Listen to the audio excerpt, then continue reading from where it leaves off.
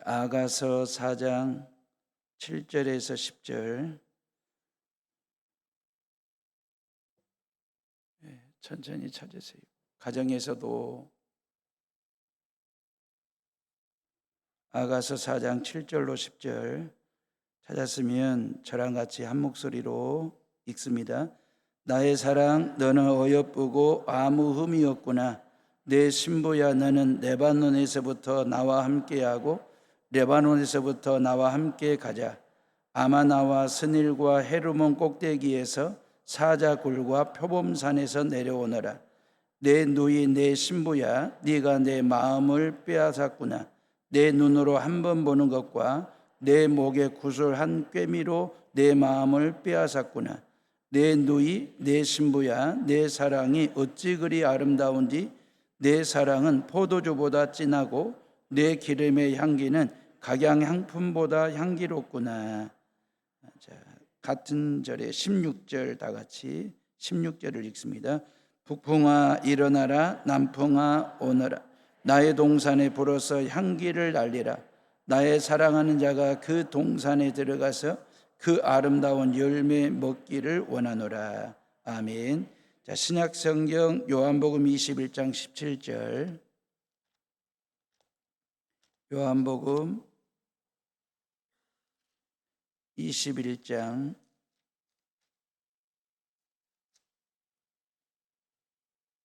17절입니다.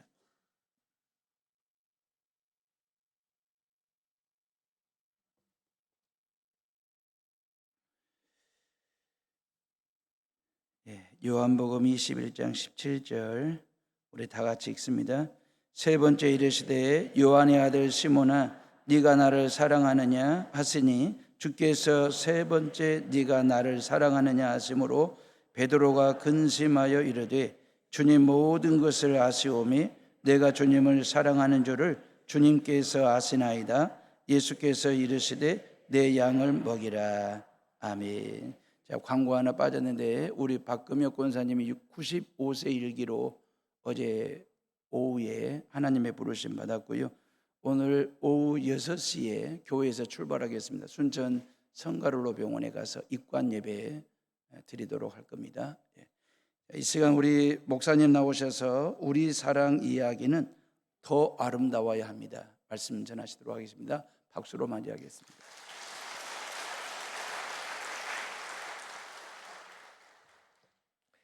한때 우리도 누군가의 아들이었고 딸이었습니다. 누군가의 사랑을 받아서 이렇게 성장했고요. 그리고 누군가를 사랑하는 사람이 되었습니다.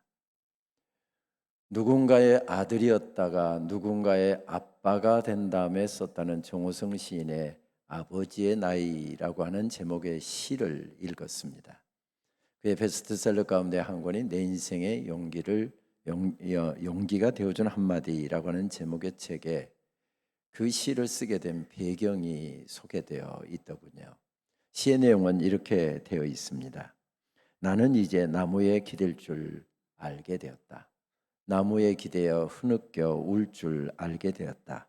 나무의 그림자 속으로 천천히 걸어 들어가 나무의 그림자가 될 줄 알게 되었다. 아버지가 왜 나무 그늘을 찾아 지게를 내려놓고 물끄러미 나를 쳐다보셨는지 알게 되었다. 나는 이제 강물을 따라 흐를 줄도 알게 되었다. 강물을 따라 흘러가다가 절벽을 휘감아돌 때가 가장 찬란하다는 것도 알게 되었다. 해질 무렵 아버지가 왜 강가에 지게를 내려놓고 종아리를 씻고 돌아와 내 이름을 한 번씩 불러보셨는지 알게 되었다. 시인은 이런 시를 써놓고 나서 이 시를 쓰면서 비로소 아버지의 사랑에 눈을 뜨게 되었다. 그렇게 고백하더군요. 어릴 적에 일을 마치고 집으로 돌아가는 아버지의 지게에 올라타고 집으로 갈 때 아버지의 지게에 올라타는 것만큼 재밌는 탈 것이 없었던 시절이 우리에게도 있었습니다.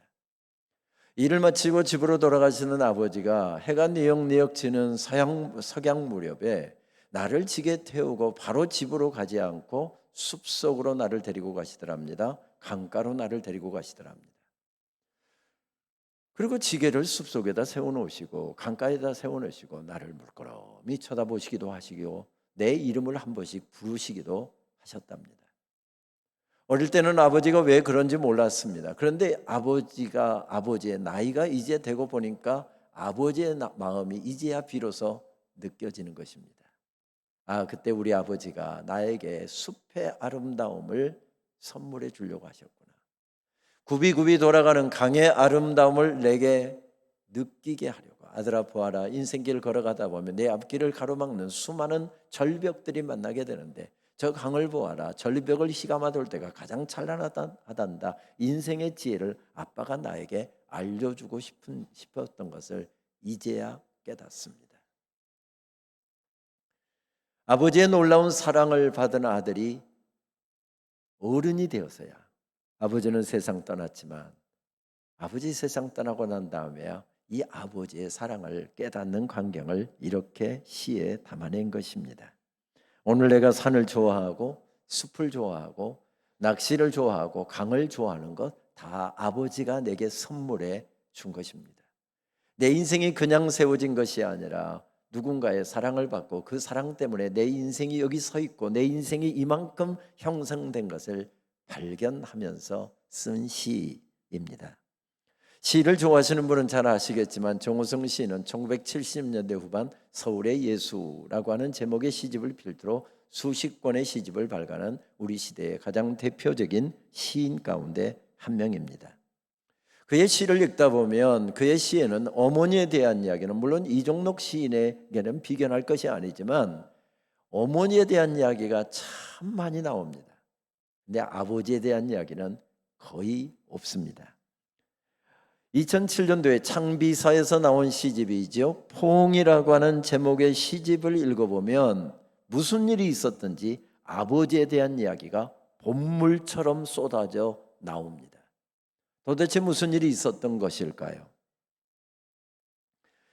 그 시집에 아버지의 이야기가 이렇게 많이 쏟아져 나오니까 한 평론가는 그 시집에 대해서 이렇게 평론을 하더군요. 병으로 허물어진 아버지, 아들의 시 속으로 들어왔다.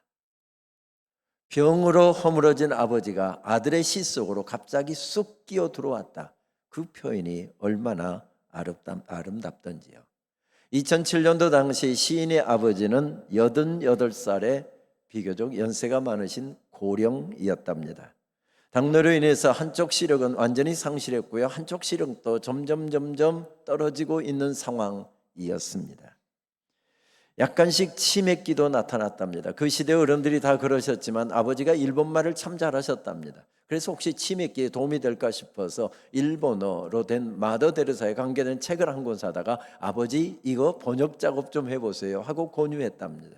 아버지가 번역 작업에 무리를 했기 때문이었을까요? 아버지가 뇌경색으로 쓰러지고 말았습니다. 누군가의 도움을 받지 않고서는 밥 한 숟가락 당신 입으로 떠넣을 수가 없었고 한 발짝도 떼놓을 수 없는 지경이 되었을 때 시인은 아예 거처를 아버지 집으로 옮겼답니다. 그리고 아버지를 모시고 24시간을 함께 거하게 되었습니다. 거동이 불편한 아버지 부축해서 화장실에 가서 세수도 시켜드리고요. 어릴 적 아버지가 내게 했던 것처럼 밥 숟가락에다 밥 두고 반찬 올린 다음에 아버지 하세요, 입 더 크게 벌리세요 하고 아버지 입에다가 밥 숟가락도 떠 넣어드리고, 그리고 아버지 들쳐업고 동네 목욕탕에 가서 아버지 등도 밀어드리고, 그러면서 시인은 비로소 아버지의 사랑에 눈을 뜨게 되었다, 그렇게 고백을 하더군요. 그 시집에 나오는 노부부라고 하는 시에서 아버지는 이제 연세가 드셔서 배변도 어려울 정도로 나이가 드신 분으로 묘사됩니다. 나팔꽃이라고 하는 시에서 까만 나팔꽃 씨앗을 환약인 줄 알고 그것을 물로 들이키기도 하신 분으로 묘사가 됩니다. 못이라고 하는 시에서는 인생의 무게를 견디다가 빠져나오면서 구부러지고 녹슬고 아무짝에도 쓸모없는 구부러진 못으로 묘사되고 있는 것을 읽을 수 있었습니다. 못이라고 하는 제목의 시는 이런 내용을 담고 있습니다. 벽에 박아두었던 못을 뺀다. 벽을 빠져나오면서 못이 구부러진다. 구부러진 못을 그대로 둔다. 구부러진 못을 망치로 억지로 펴서 다시 쾅쾅 벽에 못질하던 때가 있었으나 구부러진 못에 병들고 녹슨 가슴을 애써 헝겊으로 닦아놓는다. 내경석으로 쓰러진 늙은 아버지, 공중 목욕탕으로 모시고 가서 때밀이용 침상 위에 눕혀놓는다. 구부러진 못이다. 우리 아버지도 때밀이 청년이 벌거벗은 아버지를 아무리 펴려고 해도 더 이상 펴지지가 않는다. 아버지도 한때는 벽에 박혀 녹이 슬도록 모든 무게를 견디어냈으나 벽을 빠져나오면서 그만 구부러진 못이 되었다.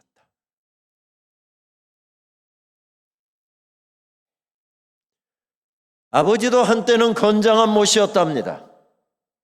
아침 일찍부터 저녁 늦게까지 자녀들을 가르치고 집안을 일으켜 세우고 우리 아이들 그 할 집장만 하느라고 새벽부터 저녁 늦게까지 뛰고 또 뛰고 또 뛰어도 피곤하다는 이야기 한마디 안 하셨던 건장한 못이었답니다. 그런데 세월의 무게를 이기지 못하고 인생의 무게를 이기지 못하고 벽에 박혔던 못이 빠져나오는 것처럼 빠져나왔는데 구부러졌고 녹이 슬어서 아무짝에도 쓸모가 없어 공사장 인부들이 내던져 버리던 구부러지고 녹슨 못과 같이 되었답니다. 여기에는 아버지의 자녀들을 향한 사랑 이야기가 담겨 있잖아요. 그 사랑 이야기를 뒤늦게야 깨달은 아들이 아버지를 향한 사랑 노래를 함께 부르고 있는 구조로 되어 있습니다. 그렇습니다. 한 사랑 이야기는 또 다른 사랑 이야기가 터져 나오게 만들고요. 그 사랑을 받은 사람은 또 누군가를 사랑하면서 또 다른 사랑 이야기를 만들어가는, 이어가는 이런 특성을 가지고 있습니다. 이런 사랑 이야기가 가지고 있는 특성을 가장 잘 보여주는 말씀을 들라고 한다면 우리는 아가서의 말씀을 들 수 있을 것 같습니다. 누구의 사랑 이야기입니까? 이스라엘의 3대 왕이었던 솔로몬 왕이 술람미 여인을 향해서 부르는 지고지순한 사랑의 노래입니다. 어떻게 이런 에로틱한 노래가 성경에 들어올 수 있었을까? 의아해하는 분들도 아가서를 읽다가 의아해하시는 분도 계시겠지만 아가서만큼 우리가 받은 하늘 아버지의 사랑 이야기를 이렇게 구구절절 아름답게 표현한 말씀이 없어서 성경에 들어왔을 것입니다. 그래서 구약의 유대인들은 여호와 하나님께서 이스라엘 백성들을 향해서 부르는 사랑 노래로 아가서를 이해했고요. 초대교회 그리스도인들은 예수 그리스도께서 그리스도의 신부인 바로 그리스도인들과 교회를 향해서 부르는 우리 주님의 사랑 노래로 아가서를 이해하기도 했습니다. 누구의 사랑 노래였습니까? 솔로몬의 사랑 노래였습니다. 왕이었지요. 이름도 나타나지 않습니다. 그런데 한 여인을 사랑했답니다. 왕의 사랑을 받은 여인은 얼마나 대단했을까요? 그런데 이름도 나타나지 않습니다. 그 여인이 어떤 집안의 사람이었고 어떤 교육을 받았고 생김새는 어떠했고 그리고 공부는 얼마나 했고 인품은 어떠했고 집안은 어떠했고 그런 내용이 전혀 나오고 있지 않습니다. 술람미 여인, 이것도 이름이 아닙니다. 여수댁, 순천댁 이런 뜻입니다. 이런 놀라운 사랑을 받고 있는 여인에 대해서 자세하게 알려주고 있지 않습니다. 이런 왕의 사랑을 독차지하고 있었던 여인은 얼마나 행복했을까요? 얼마나 행복한 여인이었을까요? 그런데 이 놀라운 사랑을 받고 있는 여인에 대해서 성경이 전혀 정보를 주고 있지 않는 것도 아닙니다. 여기저기 상계되어 있는 표현들을 함께 모아놓고 보면 결론은 한 가지입니다. 어떻게 이런 여인이 왕의 사랑을 받을 수 있었지? 이게 결론입니다. 예를 들어 볼까요? 아가서 1장 5절 말씀에는 왕의 사랑을 받았던 이 여인의 외모를 표현하면서 피부가 얼마나 검고 거칠었는지 뭐라고 말씀하는가 하면 계달의 장막 같았다 이렇게 표현합니다. 계달의 장막 여러분 느낌이 좀 어떻습니까? 좀 칙칙하잖아요. 계달의 장막은 어떤 텐트였는가 하면 유목민들이 양의 가죽, 염소의 가죽을 벗겨서 그것으로 옷을 만들어 입습니다. 가죽을 말려서 옷을 만들려고 하면 재단을 해야 되겠죠. 재단을 하다 보면 조각들이 가죽 조각이 발생하는 겁니다. 가죽이 워낙 귀하던 때니까 이것을 다 모아놨다가 얼기설기 엮어서 만든 텐트가 계달의 장막이었습니다. 유목민들이 양을 목축하기 위해서 이리저리 텐트를 쳤다가 거두고 텐트를 치다가 거두고 이동을 하다 보니 손때가 묻어 있고요, 볼품이 없는 텐트입니다. 근데 하필이면 왕의 사랑을 받고 있는 여인의 외모가 계달의 장막 같았답니다. 그도 그럴 것이 들로 산으로 다니면서 양을 치고 포도를 가꾸다 보니까 피부는 검게 그을려 있고요, 손은 거친 모습을 이렇게 표현한 것입니다. 어떻게 이런 여인이 왕의 사랑의 대상이 될 수 있었을까? 이런 의문을 갖게 되는데 성경은 여기에 대해서 답을 주지 않고 바로 사랑 이야기를 들려줍니다. 사랑 노래가 이렇게 펼쳐집니다. 사랑에 빠진 왕이 그녀를 향해서 부르는 사랑 노래가 참 아름답습니다. 이런 사랑 노래를 부르면서 사랑하는 여인을 만나기 위하여 달려가고 있답니다. 백마를 탔겠죠. 백마를 타고 가면서 사랑하는 여인을 만나게 될 기쁨을 가지고 노래를 부르면서 갔답니다. 샤론에 수선하여 골짜기에 백합화로다. 2장 10절 말씀, 나의 사랑 나의 어여쁜 자야, 일어나서 함께 가자. 겨울도 지나고 비도 그쳤고 지면에는 꽃이 피고 새가 노래할 때가 이르렀는데 비둘기 소리가 우리 땅에 들리는구나. 오늘 읽은 4장 말씀으로 오게 되면 이런 사랑 노래가 점점 깊어져 가면서 노래에도 클라이막스가 있잖아요. 클라이막스로 치닫고 있는 것을 발견하게 됩니다. 4장 1절 말씀, 내 사랑 너는 어여쁘고도 어여쁘다. 노을 속에 있는 내 눈이 비둘기 같고 내 머리털은 길르앗 산기슭에 누운 염소떼 같구나. 여러분, 이렇게 아름다운 사랑 이야기를 들려드리고 있는데 아무런 표정 없이 들으면 아무리 남 이야기라고 그렇게 들으시면 안 됩니다. 좀 느낌을 갖고 들으셔야죠. 제가 마지막 부분 다시 한번 합니다. 내 눈이 비둘기 같고 내 머리털은 길르앗 산기슭에 누운 염소떼 같구나. 예, 이게 표정만 살아난 게 아니라 이게 느낌까지 나오니까 정말 좋습니다. 이 말씀은 느낌을 가지고 들으셔야 합니다. 7절 말씀으로 넘어가 볼까요? 7절 말씀 이렇게 되어 있습니다. 나의 사랑 너는 어여쁘고 아무 흠이 없구나.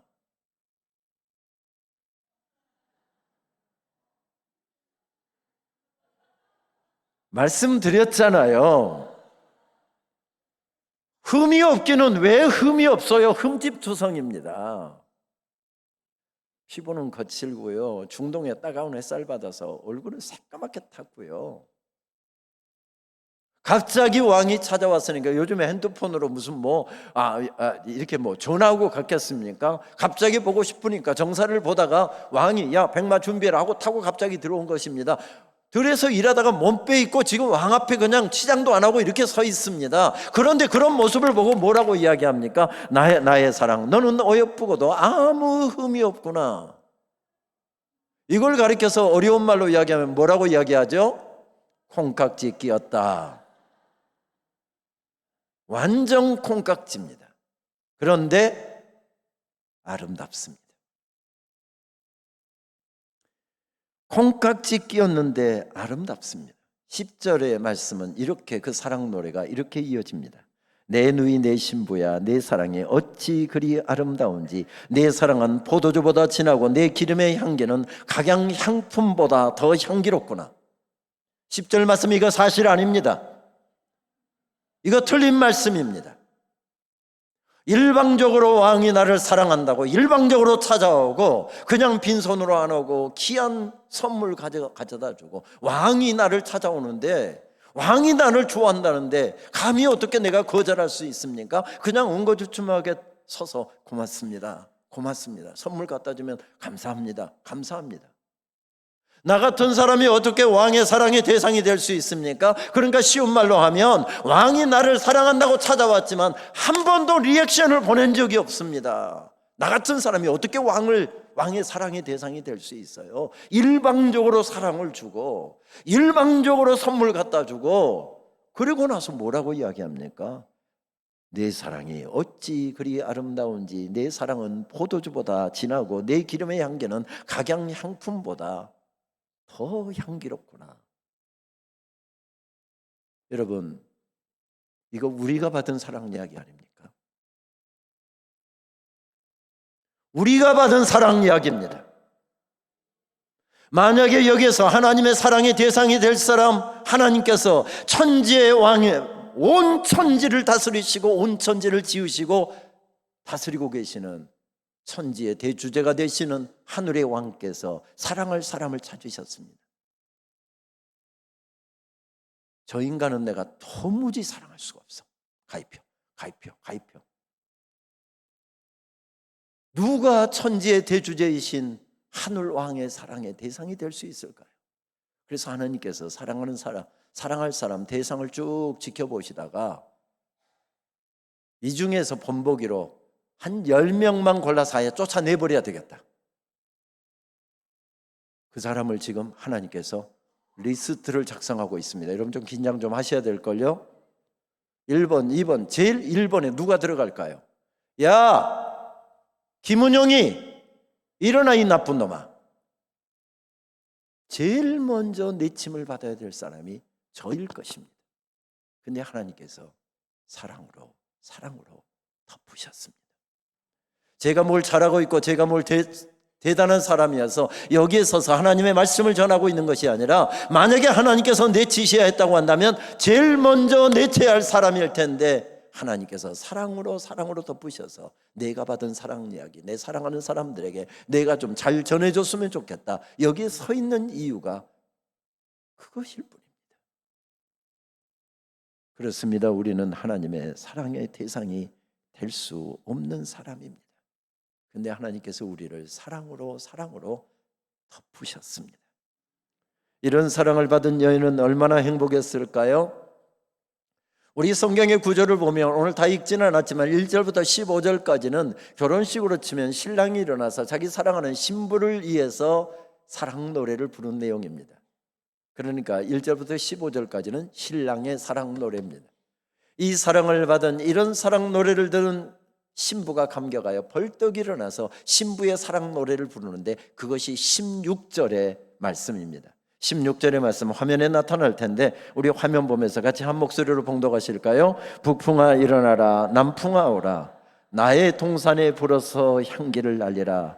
나의 사랑하는 자가 그 동산에 들어가서 그 아름다운 열매 먹기를 원하노라. 그렇습니다. 오늘 읽은 아가서의 말씀은 놀라운 왕의 사랑 이야기를 들려주고 그 사랑을 받은 여인이 감격하여 그의 사랑 노래를 부르는 구조로 되어 있습니다. 그리고 아가서는 이런 사랑 노래를 단순히 들려주고 끝나는 것이 아니라 우리들에게 말을 걸어오는 구조로 되어 있습니다. 어떻게요? 너도 그런 사랑 받았잖아. 여러분 여기서 아멘 한 번 하셔야 되는 거 아니에요? 너도 그런 사랑 받았잖아. 아멘입니다. 이렇게 아가서는 사랑 이야기를 들려주시면서 계속 우리들에게 그 말씀을 연결하여 그 사랑 너도 받았어, 너도 받았어 이렇게 전해주고 있습니다. 흔히 이야기에는 미메시스 기능이 있다고 하죠. 라틴어 미메시스라고 하는 말은 본뜸, 모방 이런 뜻입니다. 그러니까 사랑 이야기는 또 다른 사랑 이야기, 그 사랑 이야기를 본떠서 또 다른 사랑 이야기를 만들어가는 특성이 있다는 이야기입니다. 예를 들면 엄마의 사랑을 받고 자란 딸이 결혼해서 또 아이를 낳게 되면 엄마에게서 받았던 사랑을 그대로 자기 자식에게 물려줍니다. 아빠의 사랑을 받고 자란 아들이 결혼해서 아들을 낳게 되면 제가 받았던 그 사랑을 흉내내서 그대로 제 자식을 사랑하게 됩니다. 그렇습니다. 사랑 이야기는 계속해서 이렇게 본뜻 모사를 통해서 계속 이어져가는 특성을 가지고 있습니다. 말씀드렸지만 우리는 결코 하나님의 사랑의 대상이 될 수 없는 존재들이었습니다. 이 땅에 하늘 보좌를 버리시고 예수 그리스도께서 이 땅에 내려오신 성육신 사건, 성탄 사건도 사랑의 사건이었습니다. 도무지 사랑받을 수 없는 사람들, 그들을 구원하는 방도가 그것밖에 없어서 하늘 보좌를 버리시고 내려오신 사랑의 사건이었습니다. 그것은 십자가 사건도 마찬가지였고 부활 사건도 마찬가지였습니다. 도무지 하나님의 사랑의 대상이 될 수 없는 사람들을 구원하시기 위하여 십자가에 당신이 대신 죄값 지불하시고 당신은 죽임당하시고 우리를 살려내셔서 하나님의 자녀 삼아주신 그 놀라운 사랑의 사건이 바로 십자가 사건이고 부활 사건입니다. 그 사랑이 우리를 덮어버리기에 오늘도 많은 사람들은 어려운 가운데서도 답답한 상황 가운데서도 주님 앞에 올려드릴 더 좋은 사랑 노래를 만들기 위하여 발버둥 칩니다. 저는 어렸을 적 시골 교회에서 자라면서 교회 장로님들과 집사님들, 권사님들이 교회 성전 건축할 때 일을 아주 어렸을 적 기억이지만 선명하게 기억하고 있습니다. 저희 고향교회는 내년이 120주년이 되는 클레멘토 오웬 미국 남장로교 선교사가 순회 전도여행 중에 세운 교회였습니다. 시골 농촌 지역이어서 어렸을 적 보면 어머니 따라서 밭에 가면 해가 니역니역 질 때까지 사물을 분간하기 어려울 때까지 일을 하십니다. 그리고 이제 더 이상 엄마 빨리 가 너 캄캄해져 엄마 빨리 가 그러면 어머니는 전혀 반응을 안 하시다가 어느 순간 되면 딱 중단하시고 집으로 가십니다. 그런데 막 종종 걸음을 어머니가 뛰어가십니다. 저녁상을 준비해서 상을 어머니는 넣어주시고요. 벌써 이미 늦었기 때문인 것 같습니다. 여보 나 교회 좀 갔다 올게 식사하세요 하고 좀 상 이리 밀쳐놓으세요. 어머니는 식사도 안 하고 교회당으로 달려가시는 것입니다. 어느 날인가 어머니를 따라 교회를 갔는데 가서 보니까 어머니가 좀 늦게 갔는데 장로님들은 벌써 오셔서 교회당 건축을 하고 계셨습니다. 농사철이어서 낮에는 일할 수 없고 하루 종일 가서 들에서 일하다가 그날 저녁 달이 휘영청 밝으니까 와서 지금 교회당 벽을 쌓고 있었습니다. 그때 시멘트 브로크도 없었던 시절이어서 고향 동네에 황토흙이 좋은 흙이 나오니까 그걸로 흙벽돌을 만들어 찍어 놓고 사흘 전에 찍었던 흙벽돌이 잘 마른 거 권사님들이 머리에다가 이고서 아슬아슬한 난간을 이고 올라가면서 장로님들은 그거 남자 집사님들은 그것 받아서 경컨히 쌓아나가고 있고 권사님들 여자 집사님들은 그걸 머리에 이고 그 난간을 오르면서 불렀던 달 밝은 밤에 부르던 그 노래를 저는 잊어버릴 수가 없습니다. 사람들은 이해할 수 없네. 주를 보낸 하나님 사랑 그 사랑이 나로 살게 하네. 갈보리의 구속의 사랑. 한밤중에도 달리게 하는 힘이 무엇입니까? 저녁 식사를 못하고도 달리게 하는 힘이 무엇이었습니까? 주님의 사랑이었습니다. 주님을 사랑하는 그 마음이 있기에 가난하고 배고프던 시절 허리띠 졸라매가면서 주의 전을 짓고 그리고 주님 기뻐하시는 일을 위하여 헌신하던 그 아름다운 사랑이 있어서 자녀들 가운데 그렇게 많은 목사들이 나왔습니다. 그 중에 한 사람이 저입니다. 그런 아름다운 사랑 노래는 이어져야 하는 특성을 우리들에게 보여주고 있습니다. 왜 이렇게 이어지고 있을까요? 그들의 가슴을 덮어버린 놀라운 사랑, 그 사랑 때문이었습니다. 그 사랑은 우리를 춤추게 만듭니다. 그 사랑은 한밤중에도 달리게 만듭니다. 돈이 없어도 문제가 되지 않고요, 시간이 없어도 문제가 되지 않고요, 그 사랑은 벌떡벌떡 일어나서 그 사랑에 물든 사람은 달려가게 만듭니다. 몇 년 전 저희 장로회 신학대학교에서 해외 석학 초청 설교학 강좌를 하던 때가 생각이 납니다. 한 10여 년 전의 이야기인데 그 해에는 캐나다의 토론토 대학교 유명한 설교학 교수인 폴 스캇 윌슨 박사가 강사로 오셨습니다. 학생들을 위해서 강의를 하기도 하고 그리고 지역 목회자들을 모셔서 강좌를 하기도 하고 그리고 한국교회를 소개 차원에서 한국교회 가서 설교도 하고 학교 채플에서도 말씀을 전하고 8일 동안 진행되는 그런 강좌였습니다. 어느 날 그분이 학교 채플에서 설교를 하게 되었지요. 본문을 받아놓고 봤더니 마태복음 25장에 나오는 양과 염소의 비유였습니다. 세계적인 명성을 가진 석학이었지만 그의 설교는 뭐 이렇다 할 특장점이 없이 평이했습니다. 그런데 설교 중간이 되니까 딱 이렇게 치고 들어가는 것입니다. 저는 캐나다에서 장로회 신학대학교가 대단한 학교, 굉장히 좋은 학교라는 이야기를 많이 들었습니다. 한 2,000명 정도가 함께 모여서 지금 체프를 드리고 있는데 이 학생들이 다 모여서 교직원들과 함께 체포를 드리고 있는 이 순간에 예수님께서 오셔서 만약에 양과 염소 편으로 나눈다고 한다면 무슨 현상이 일어날까요? 저는 당신네가 굉장히 좋은 학교니까 전부 다 양의 편에 있고 어쩌다 한두 명 염소 편에 있을 줄 알았습니다. 그런데 착각이었습니다. 전부 다 뿔 달고 뒷발질하고 들이받고 싸우고 왁자지고 떠들고 전부 다 염소 편에 있었습니다. 이 양반 꽤 많은 돈을 들여서 극진히 대접하면서 지금 강좌를 진행하고 있는데 학교를 완전히 몹쓸 학교를 만들어 버립니다. 도대체 어떻게 설교를 풀어가려고 이렇게 설교를 진행하나? 걱정이 되지 않을 수가 없었습니다. 제일 앞자리에, 그때 제가 총장 아니었고요, 제일 앞자리에 총장님이 앉아 있었습니다. 딱 이렇게 설교하시더라고요. 총장님은 당연히 양의 편에 계셔야 되는 분이죠. 그래서 총장님이 양의 편에 있는가 살펴봤더니 총장님도 양의 편에서 찾아볼 수가 없었습니다. 내 옆에서 내 설교를 통역한다고 지금 이렇게 목소리를 높이고 있는 김은영 교수는 양의 편에 있겠구나 하고 샅샅이 뒤져봐도 김은영 교수도 양의 편에서 찾아볼 수가 없었습니다. 이 양반이 완전히 학교를 몹쓸 학교를 만들어 버렸습니다. 당신 내가 이런 학교인가 실망이 되지 않을 수가 없었습니다. 어느 교수님 가운데 한 분 정도, 어느 학생 졸업반 학생 가운데 한두 명 정도는 그래도 양의 편에 있어야 되는 거 아니야? 이런 생각을 하고서 양의 편을 샅샅이 저 끝에까지 살펴보았더니 저 뒤쪽에 한 분이 있더랍니다. 그러면 그렇지, 그분이 어떤 분일까? 그분이 어떤 교수일까? 어떤 학생일까 궁금해서 가보았더니 그분은 예수님이셨습니다. 양의 옷을 입고 계셨습니다. 양의 옷을 입고 계신 예수님께서 일어나시더니 하는 짓도 염소, 생긴 것도 염소, 뿔 달고 뒷발질하고 들이받고 서로 악자짓고 싸우고 있는 염소 편에 오시더니 한 사람 한 사람을 불러내시더랍니다. 그리고 당신이 입고 계시는 양의 옷을 벗어서 그에게 입혀주시면서 그를 꼭 허구하시면서 그렇게 말씀하시더랍니다.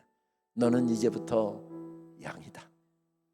너는 이제부터 양이다. 너는 이제부터 양이다.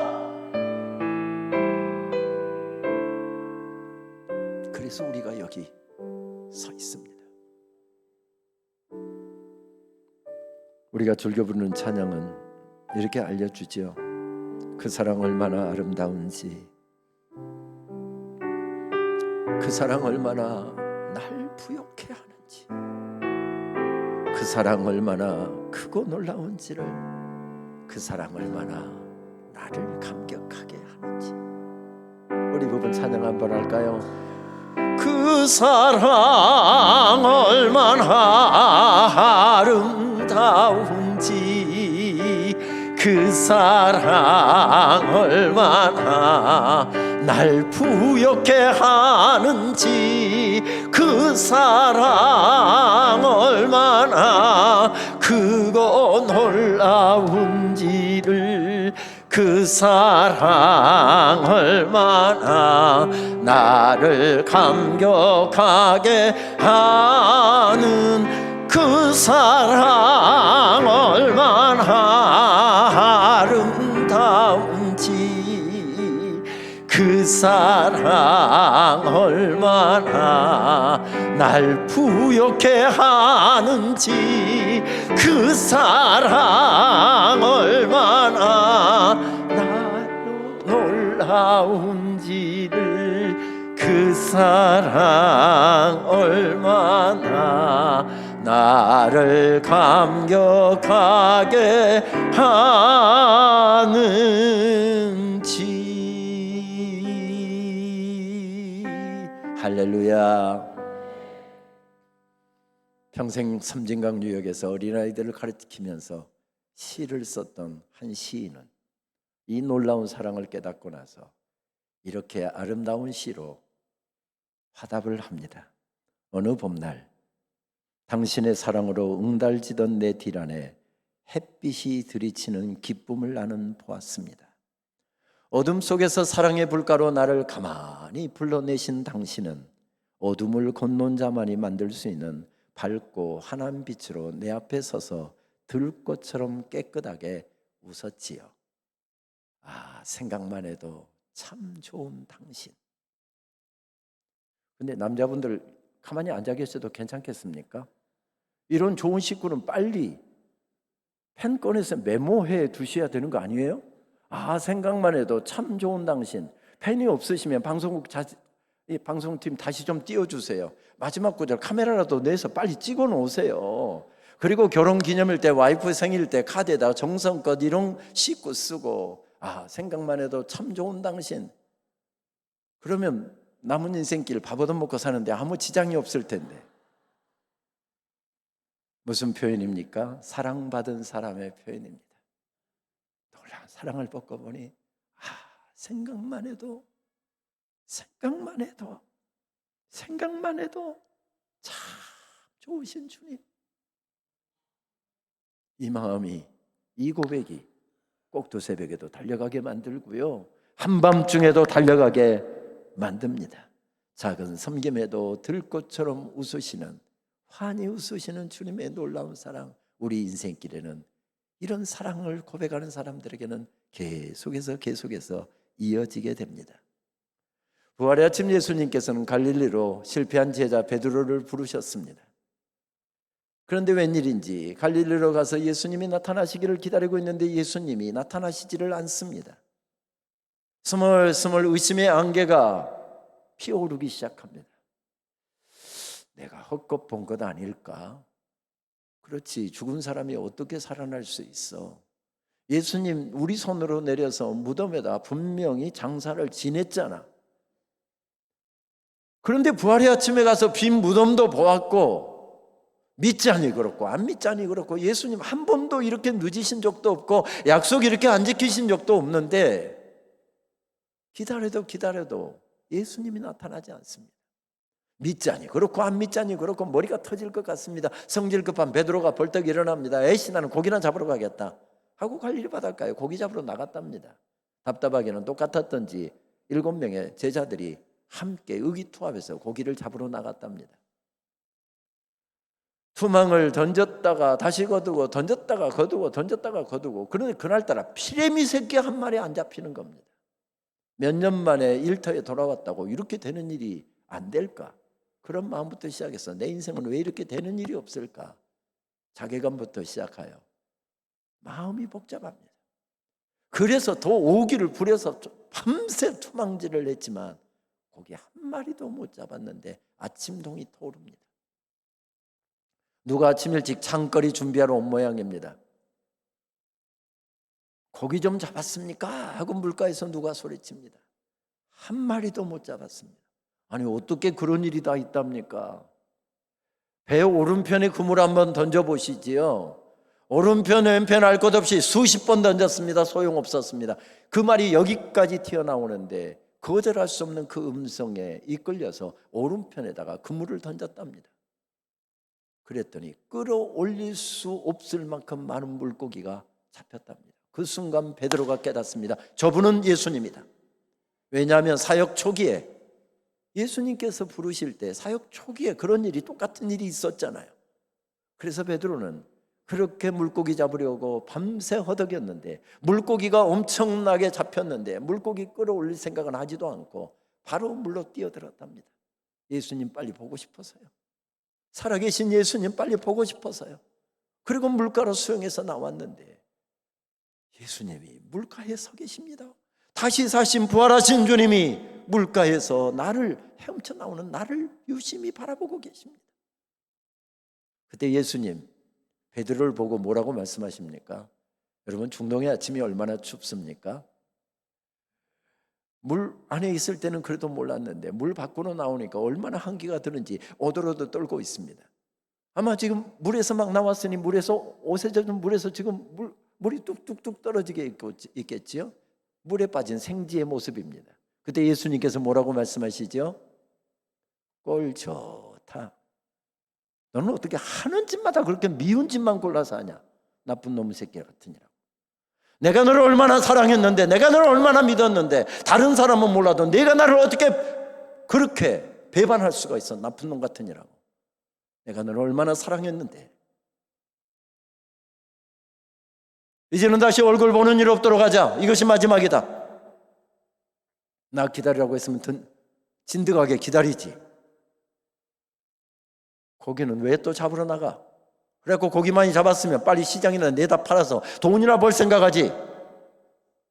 나쁜 놈 새끼. 예수님이 그러셨습니까? 그러지 않으셨습니다.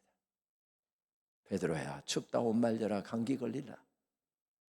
언제 피워놓으신지 모르게 모닥불을 피워놓으셨습니다.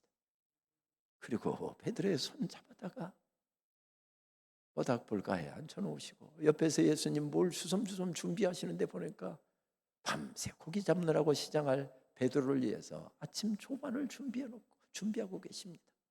베드로야, 시장하겠다, 밥 먹어라. 따스한 주님의 음성이 들려옵니다. 베드로가 어땠을까요?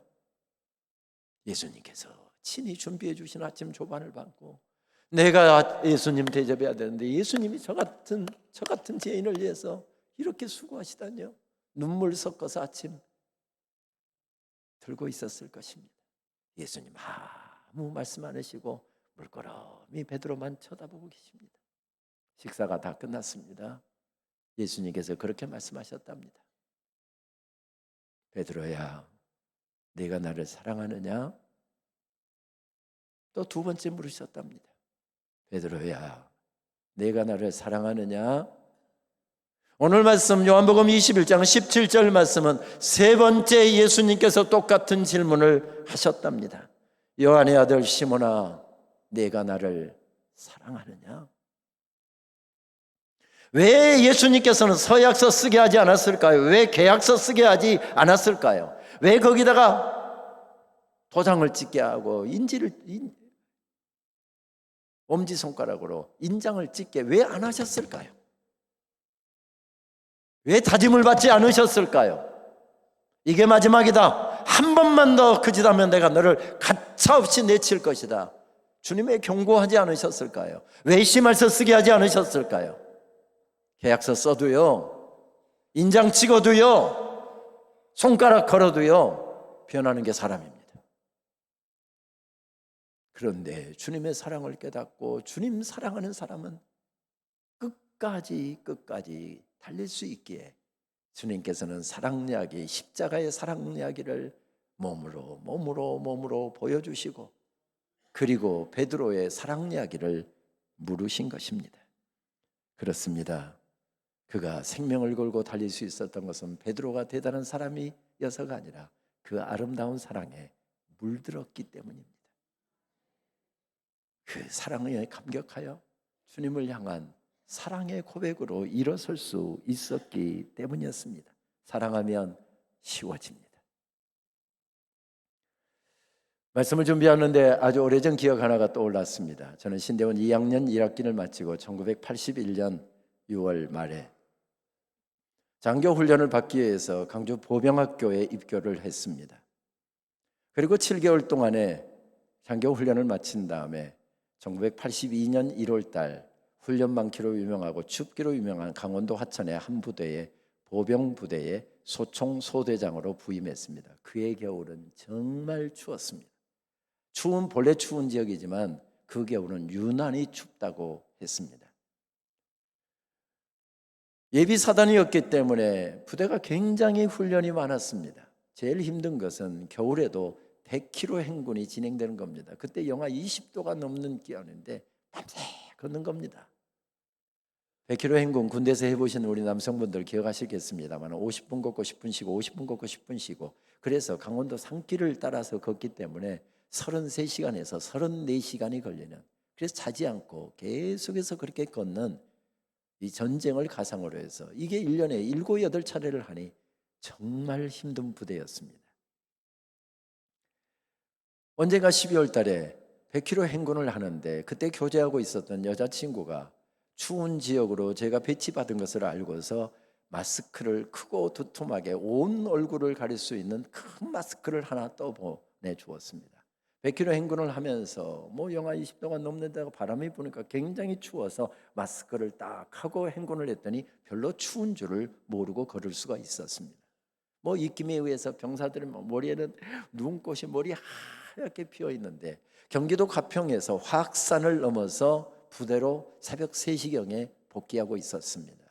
아시는 것처럼 화학산은 1569m, 굉장히 높은 산이죠. 그 산을 넘어서 굽이 돌아서 지금 그 산을 넘어서 부대로 복귀하는데 병사들이 벌써 27시간, 28시간째 걷고 있으니 다 지쳐 있습니다. 그런데 그렇게 밤에 잠을 못 자고 계속해서 걷다 보니까 희한하게 병사들 졸면서 잘 걷습니다. 저도 졸면서 잘 걸었습니다. 이렇게 발은 계속 걷고 있고 머리는 자면서 가고 있습니다. 그러다가 돌멩이를 또 잘못 이래갖고 놀래서 또 한 30분 제정신으로 걷다가 또 피곤하니까 또 졸면서 걸었습니다. 근데 화학산 그 굽이 하는데 밑에는 수십 길랑 떨어집니다. 만약에 발이라도 헛디뎌서 구르면 큰 사고가 날 수 있는 그런 순간입니다. 이때 소대장에게는 새로운 임무가 주어집니다. 앞으로 뒤로 다니면서 졸고 있는 병사들 못 졸게 하는 것입니다. 수십 길랑 떨어지 사이를 지금 걷고 있으니까 안 졸 것 같은데 졸고 있는 병사들이 있었습니다. 이놈아, 여기서 졸면 어떡해? 철모를 때리면서 졸지 마요, 막 큰일 나. 그런데 그렇게 앞으로 뒤로 다니면서 병사들 깨우면서 다니다 보니까 저만 혼자 마스크를 하고 있는 겁니다. 병사들은 군용 마스크 얇은 거 벌써 20몇 시간째 이걸 끼고 하다니까 벌써 입김이 져서 축축해졌으니까 다 벗어 던진 것 같습니다. 명색이 소대장인데 싶은 생각이 들어서 갓 전 입은 이등병에게 그거 벗어서 줬습니다. 이건 네가 해라. 괜찮습니다 하는 거야. 야마해 하고 그날 부대에 복귀해서 병사들은 바로 씻고 잠을 재운 다음에 우리 장교 숙소인 비옥교에 와서 저는 교제하고 있는 아가씨에게 편지를 써보내고 잠을 잤습니다. 제가 그렇게 낭만적인 사람입니다. 편지를 뭐라고 썼는가 하면 이번에 행군할 때 큰 마스크를 떠보내주어서 얼마나 도움이 됐는지 모른다. 그때가 12월 13일이나 14일께였던 것으로 기억합니다. 12월 24일에 성탄절에 소대 회식이 있는데 우리 소대원들 33명, 선임하 중대장까지 하면은 34개, 마스크 34개를 똑같은 구격으로 똑같이 두껍게 떠서 좀 보내줄 수 있느냐. 남자들이 속이 좀 없잖아요. 바로 하면 뚝딱뚝딱 하나 나오는 줄 알았습니다. 그때 강원도 화천에서 편지를 보내면 그때 그 여자친구가 있었던 전주까지는 4일 정도 걸렸던 때였습니다. 그러니까 14일에 편지를 보냈으면 아무리 빨리 받아도 17일이나 18일에 받았을 겁니다. 그럼 또 보내는 시간이 있으니까 마스크 뜨는 시간은 가만히 지금 생각을 해보니까 3, 4일밖에 안 됐던 것 같습니다. 그런데도 불구하고 제 여자친구는 성탄절 이브에 마스크 34개를 똑같은 규격으로 떠서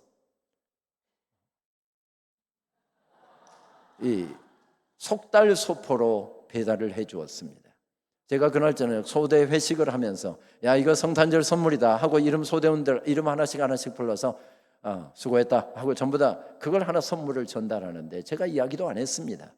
그때 중대가 4개 소대로 되어 있잖아요. 저희 1소대는 이쪽, 2소대 여기, 3소대, 4소대 다른 건너편에 이렇게 배치가 되어 있었습니다. 이야기도 안 했는데 소대 회식 끝나고 난 다음에 보니까 우리 소대원들이 전부 다 하얀 마스크를 들고 온 중대를 뛰어다니면서 이거 우리 소대장님이 애인이 떠줬다 하고 전부 다 자랑하고 다니는 것을 보았습니다.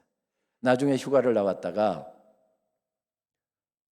여자친구 어머니를 잠깐 뵌 적이 있습니다. 그러다가 우연히 이야기하다가 마스크 이야기가 나왔죠. 저 깍쟁이가 학교 졸업하고 돈 좀 번다고 집에 오면 손도 까딱 가지 않으려고 했던 깍쟁이가 지 남자친구가 부탁하니까 밤을 홀딱 새가면서 했다는 겁니다. 그래서 그게 고마워서 지금 데리고 살고 있습니다. 사랑하면 쉬워집니다. 사랑하면 거리가 먼 것도 문제가 되지 않고요, 시간 없는 것도 문제가 되지 않습니다. 사랑하면 모든 것이 다 쉬워집니다. 그래서 예수님께 다른 것을 묻지 않고 베드로에게 사랑 이야기를 들려주시고 내가 나를 사랑하느냐 물으신 것입니다.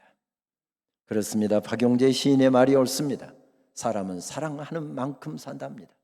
그만큼이 인생이랍니다. 그만큼이 신앙생활이랍니다. 사랑하는 만큼 그만큼이 인생이고 그만큼이 신앙생활이라고 한다면 우리의 가슴 속에 여전히 놀라운 사랑을 받고 그 사랑에 대한 감격이 오늘도 내 속에서 지금 넘쳐나고 있느냐, 그것이 중요한 사실이겠지요.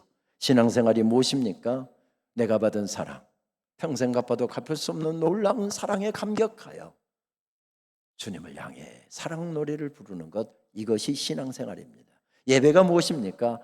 놀라운 사랑을 받은 사람들이 그 사랑에 감격하여 찬양을 하나님께 올려드리는 것이고요, 기도를 올려드리는 것이고요, 정성 다해서 주님께 예물을 드리는 것이고요, 이것이 예배입니다. 어떤 사람은 대충 사랑 이야기를 쓰는 사람도 있고요, 어떤 사람은 한자 정성을 다해서 사랑 이야기를 쓰는 사람이 있고요, 어떤 사람은 그냥 대충 시간 때우듯이 그렇게 사랑 이야기를 쓰는 사람이 있는가 하면, 어떤 사람은 눈물 젖은 사랑의 고백을 가지고 예배를 드리는 사람도 있습니다. 우리 믿음의 선배들은 도대체 어떤 사랑을 받았기에 그렇게 아름다운 사랑 이야기를 남기고 주님께로 갔을까요? 도대체 그 사람들은 어떤 사랑을 받았기에 그렇게 어려운 가운데서도 믿음을 지킬 수 있었을까요? 두 가지입니다. 첫째는, 나는 평생 갚아도 내가 받은 사랑에 100만 분의 1도 1000만 분의 1도 다 보답할 수 없는, 나는 사랑의 빚진 자다라고 하는 빚진 자 의식이 첫 번째라고 한다면, 두 번째는 평생 아무리 내가 노력해도 주님의 사랑을 다 보답할 수가 없는데 내 사랑 이야기 쓰는 것이 오늘 끝날지 내일 끝날지 모른다. 그래서 오늘 최고의 사랑 이야기를 하나님께 올려드리려고 노력했던 그 마음이 그들을 승리케 했습니다. 이것을 가리켜서 신학에서는 종말론적인 신앙이라고 이야기하죠. 쉬운 말로 이야기하면 오늘이 마지막 예배입니다.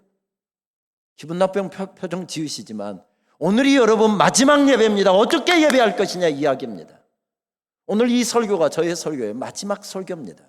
제가 점심 먹다가 억하고 쓰러져서 세상 떠나게 되면 오후 예배 설교 못합니다. 여러분, 오후 예배 설교 못한다니까요. 좀 걱정이라도 하는 표정이라도 좀 지어주세요. 물론 이 목사님 뛰어난 설교자이시고 성도들을 사랑하시는 목사님이 더 주옥 것 같은 말씀을 해주시겠지요. 이것이 저의 마지막 설교입니다. 그렇다고 한다면 어떻게 설교할까요? 제가 대충 설교할 수 있을까요? 아무렇게나 대충 때우듯이 할 수 있을까요? 그러지 못할 것입니다. 그것이 바로 종말론적인 신앙 자세고, 그것이 그 어려움 가운데서도 승리하게 하는 비결이었답니다. 요즘 도심이 참 아름답게 물들어가고 있습니다.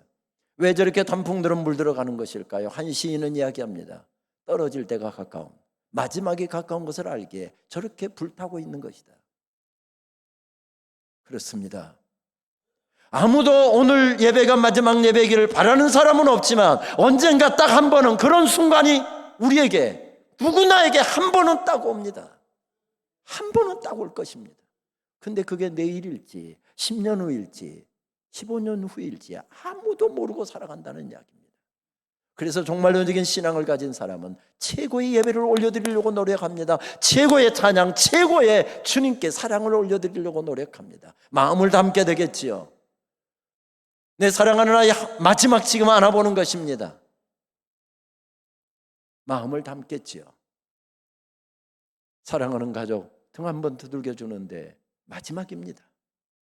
그게 언젠가 우리 인생길에 누구나에게 꼭 온다는 것입니다. 그것을 알았기에 그들은 승리할 수 있었습니다. 우리 해오름교회는, 저는 작년에 이어서 올해 두 번째 말씀 전하면서 우리 장로님들이 어떻게 하나님을 사랑하고 섬기는지 장로님들의 사랑 이야기를 들었고, 목사님께서 지난 19년 동안 어떻게 주님을 사랑하고 교회를 사랑하시는지 그 사랑 이야기를 들으면서 감동합니다. 아, 이렇게 멋진 교회도 있구나, 이렇게 아름다운 교회도 있구나. 여러분, 지금까지 참 아름다운 사랑 이야기를 써오셨습니다. 감사합니다. 그런데 여러분, 과거의 우리의 사랑 이야기가 아무리 아름다웠다 할지라도 지금 우리의 사랑 이야기가 형편없으면 우리는 지금 잘 살고 있는 것은 아닙니다. 우리는 과거를 덜먹거리면서 사는 것이 아니라 오늘 현재를 살아야 되는 사람들이기 때문에 그렇습니다. 오늘 우리의 사랑 이야기도 더 아름다워져야 됩니다. 과거에도 물론 아름다웠지만 오늘은 더 아름다워야 되는 것, 그것이 우리 신앙 이야기가 되었으면 좋겠습니다. 몇 년 전 진해의 한 교회 집회를 인도하던 중에 오후에 집회가 없는 시간에 목사님께 부탁해서 마산에 있는 호주 선교 기념관을 일부러 찾은 적이 있습니다. 이 땅에 와서 놀라운 사랑 이야기를 부르다가 짧은 인생을 살고 하나님 나라로 갔던 조셉 헨리 데이비스 선교사의 이 땅에서 울려 퍼졌던 사랑의 노래를 다시 한번 반추하기 위해서였습니다. 130여 년 전 4월 달 이 땅에 울려 퍼졌던 그의 사랑 노래를 들으면서 눈물이 났습니다. 그는 호주 멜본 출신이었는데요. 누이 메리 데이비스 선교사와 함께 1889년 8월 28일에 멜본을 떠나서 10여일 동안 보통 한 보름 마차를 타고, 그 당시에는 멜본에서부터 굉장히 비행기를 타고도 4시간 정도 걸리는 거리니까 1시간 이상 걸리는 거리니까 굉장히 먼 거리여서 마차를 타고는 한 보름 정도 달려야 했답니다. 멜본에 집회 갔다가 멜본에 이 조셉 데이비스 선교사를 파송했던 교회 가서 서보면서 눈물이 났습니다. 그 먼 거리를 마차를 타고 이제 시드니로 와서 시드니에서 전기선을 타고 40여일의 긴 항해를 거쳐 태평양을 가로질러 그는 1889년 10월 2일에 부산항에 입항을 했습니다. 한국에 온 최초의 호주 선교사였습니다. 먼저 온 미국 선교사들의 배려로 서울에서 한 6개월 정도 언어 훈련을 받았습니다. 이분이 굉장히 어학의 기재였기 때문에 한국어 습득도 굉장히 빨랐답니다. 그리고 주변의 조선 사람들 보니까 너무 불쌍하고 너무 어렵게 삽니다. 그래서 빨리 그들에게 예수 그리스도의 복음을 전해주고 싶어서 그의 선교지로 배정되어 있었던 부산을 향해서 출발을 했습니다.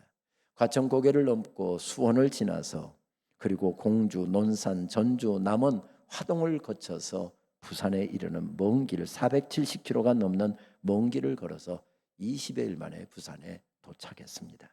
4월 4일 날 비가 억수같이 쏟아지는 날, 열이 막 고열이 계속 나고 있는데도 계속 걸었답니다.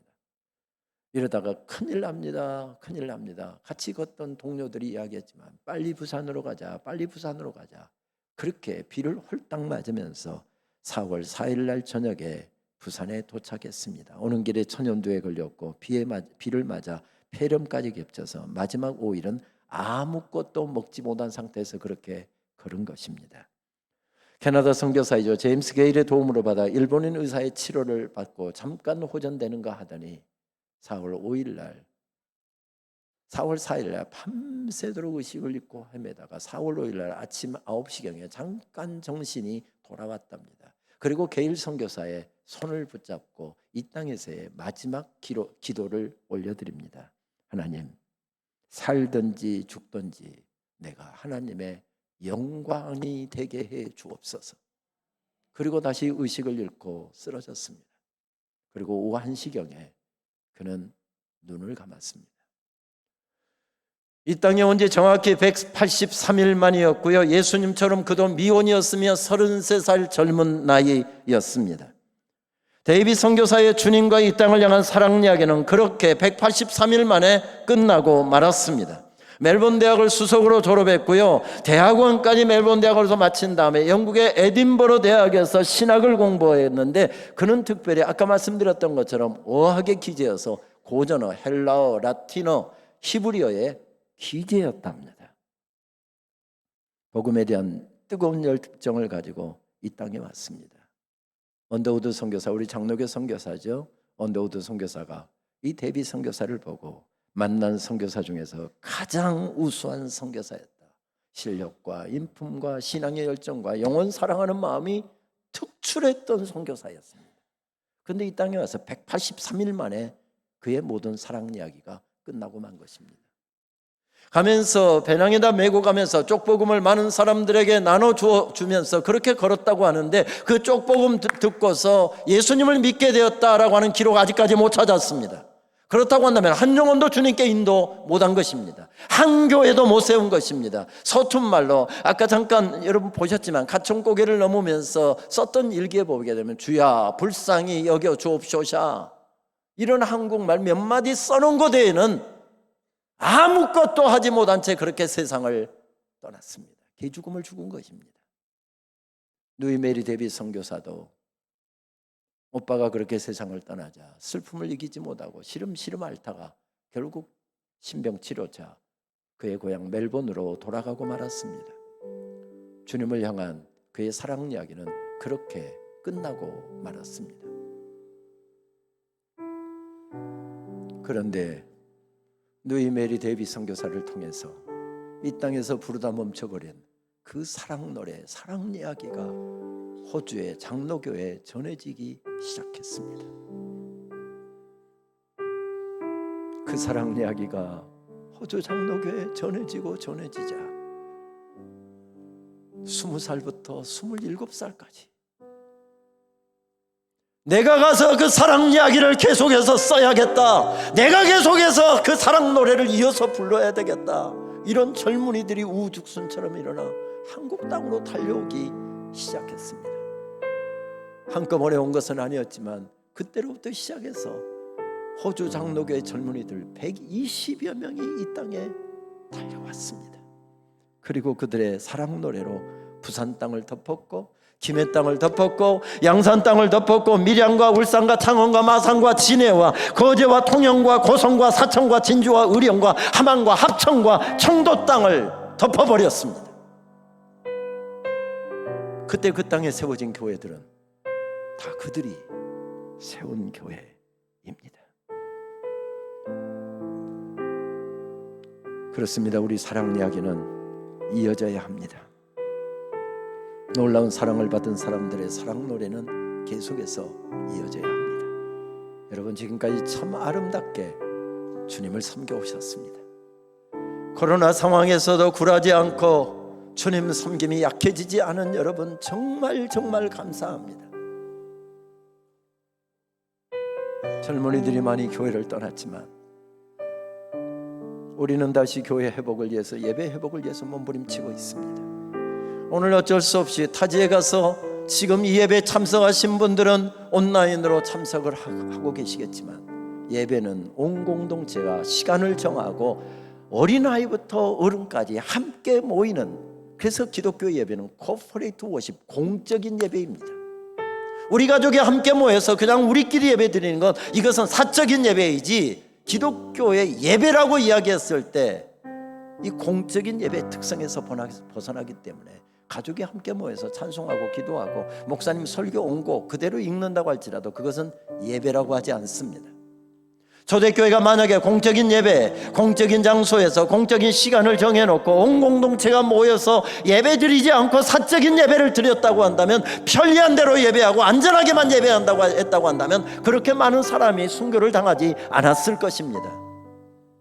그러나 그들은 오늘 예배 드리다가 붙잡혀서 죽임을 당한다 할지라도 주님께 예배 드리는 것을 포기할 수 없었습니다. 왜요? 평생 갚아도 갚을 수 없는 놀라운 사랑을 받았기 때문에. 그리고 주의 사랑은 그렇게 몸부림쳐도 갚을 수 없는데 내 사랑 노래가 오늘이 마지막일 수도 있기 때문에 그런 마음으로 주님을 섬겼습니다. 주님 다시 오시는 그날까지, 우리가 주님 앞에 서는 그날까지 우리 사랑 이야기는 더 아름다워야 합니다. 더 아름다워야 합니다. 우리 이제 찬양하며 나갈 텐데, 내 마음에 주를 향한 사랑이 나의 말엔 주가 주신 진리로 나의 눈엔 주의 눈물 채워주소서. 내 입술엔 찬양의 향기가, 두 손에는 주를 닮은 섬김이, 나의 삶엔 주의 흔적 남게 하소서. 하나님의 사랑이 영원히 함께하리.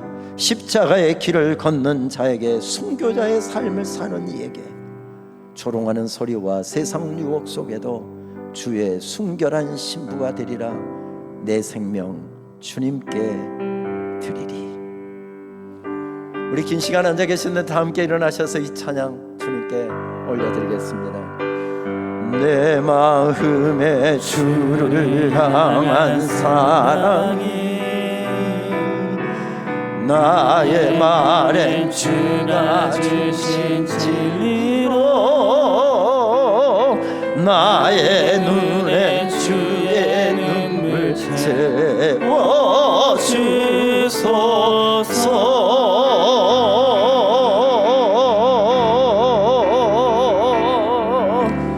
내 입술에 찬양의 향기가, 두 손에는 주를 닮은 섬김이, 나의 삶에 주의 흔적 남게 하소서.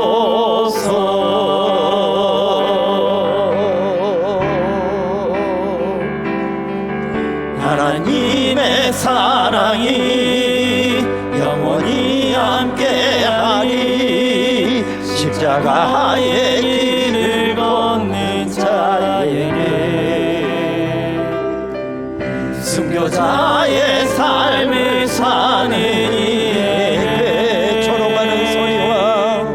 조롱하는 소리와 세상 유혹 속에도 주의 순결한 신부가 되리라. 내 생명 주님께 드리니. 우리 두 손을 높이 드시고 하나님의 사랑이 영원히 함께하리.